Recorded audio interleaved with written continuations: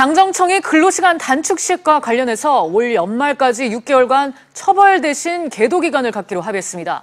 현장의 혼란을 최소화하고 제도의 연착륙을 위한 조치인데 관련해서 김태기 당국대 경제학과 교수 모시고 자세히 짚어보겠습니다. 교수님 어서 오세요. 네, 안녕하세요. 이제 당정청이 근로시간 단축과 관련해서 이제 공감대를 형성한 모양인데 일단 사실상 6개월을 유예한 거예요, 그렇죠? 그렇죠. 네, 어떻게 보셨습니까? 사실 법 시행 지금 열흘 놔두고 네. 갑자기 계도 기간을 정하고 그러니까 법을 시행을 사실상 유보하는 거죠. 처벌 안 한다는 거니까 굉장히 좀 혼란스러운 좀 급한 상황이고요. 면이 없지 않아 있었습니다. 네, 결국은 이제 이 이유가 근로시간 단축 급격하게 하니까 민심이 막 너무 동요하는 거예요. 그래서 지금 이런 일을 한 것 같은데 결국 어떻게 보면 이게 졸속이법 했다는 거를 정부가 인정했던 거 아니냐 생각합니다. 네, 이 시청자분들에게 이제 자칫 혼란을 들을 수도 있을 것 같은데 정확히 이제 근로시간 단축 시행은 법대로는 7월부터 시행이 되는 겁니다. 그렇습니다. 네. 그래서 이게 시행이 되지만 6개월 동안은 뭐 처벌을 하지 않겠다, 지키지 않더라도 지금 이제 그렇게 결론이 나온 건데 계도 기간을 둔다는 거 이건 어떻게 해석을 해야 할까요? 이런 거죠. 그러니까 보통 계도라면 잘못을 모르니까 좀 알려주고 그리고 좀 잘 따라오도록 이게 이제 계도한다는 뜻인데요. 원래 법에 한 20일 이하 정도로 이렇게 예상하고 있었어요. 네. 근데 이걸 그냥 갑자기 6개월로 좀 늘리니까 생각보다 사실 또 긴 기간이고. 그렇죠. 그리고 두 번째는 6개월 후에 계도 기간 했을 때 그럼 다음에는 더 계도 기간이 없겠냐. 근데 이미 사람들은 계도 기간 또 있을 수밖에 없다는 거죠. 왜? 법이 너무 현실과 동떨어지기 때문에. 그러니까 사람들이 법을 몰라서가 아니고 법 자체가 현실과 너무 괴리됐다는 이런 이야기거든요. 네. 그리고 또 물론 뭐 이 근로시간 단축을 아주 적극 옹호하는 분들은 또 여기서 반발하게 될 것이고 사실은 이 어떻게 보면 정부가 신뢰를 스스로 좀 깎아먹는 지금 이런 일이 벌어지고 있는 거죠. 네, 지금 교수님 지금 현실에 좀 동떨어진 이런 제도였다 이렇게 얘기를 하셨는데 어떤 점에서 특히 업계에서는 목소리를 높였을까요? 이렇게 될 것 같아요. 우리가 근로시간을요. 주 68시간에서 52시간으로 줄였잖아요. 그게 한 4분의 1입니다. 한 25% 주는 거거든요. 근데 법정 근로시간을 한 번에 25% 줄인 나라가 없습니다. 그렇죠. 너무너무 이거는 급진적이에요. 네. 그다음 두 번째는 이 근로시간이 줄어가지고 결국은 이제 소득이 감소하는 거 아니겠어요? 한번 생각해 보세요. 결국 시간이 돈인데 근로시간이 줄면 근로소득이 주는 거죠. 그러니까 이제 그 문제를 너무 간과했던 것 같고 그다음에 이 기준을 말이죠. 어떻게 만들어 버렸냐면 제조업의 공장 노동을 기준으로 서비스업, 사무직에 다 똑같이 적용하는 거예요.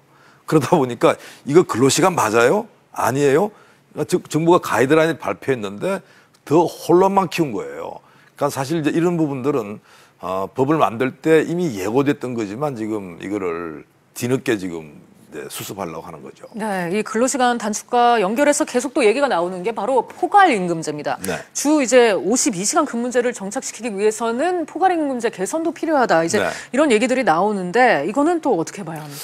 우선 뭐 포괄임금제가 이제 조금 이제 단어가 좀 생소한데요. 쉽게 말해가지고 근로시간 길이에 상관없이 그냥 월 얼마 주겠다 한 이런 부분들입니다. 그래서 사실은 이 부분은 좀 장시간 근로를 일으킨다 그래가지고 좀 비난을 많이 받아왔는데 이제 정부가 뭐냐라면 포괄임금제 못하게 하겠다는 거죠.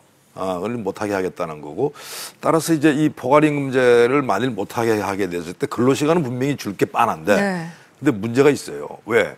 포괄임금제 가지고 그 사이 그래도 조금 뭐랄까 여유롭게 직장생활 했던 분들 무지하게 빡빡해질 겁니다. 스트레스 굉장히 커지겠죠.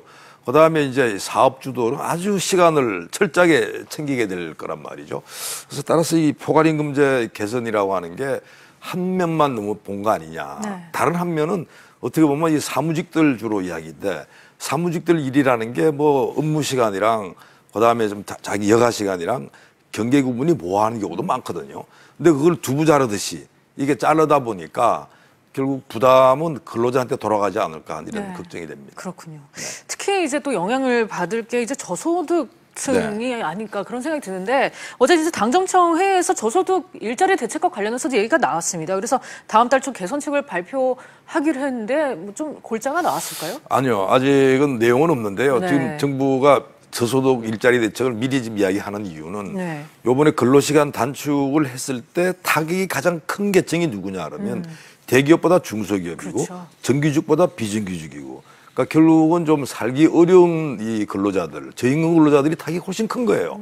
그러니까 사실은 전혀 이 정말 정부가 원하는 거랑 다른 방향으로 가다 그렇죠. 보니까 지금 뭘 만들겠다 그러는데 네.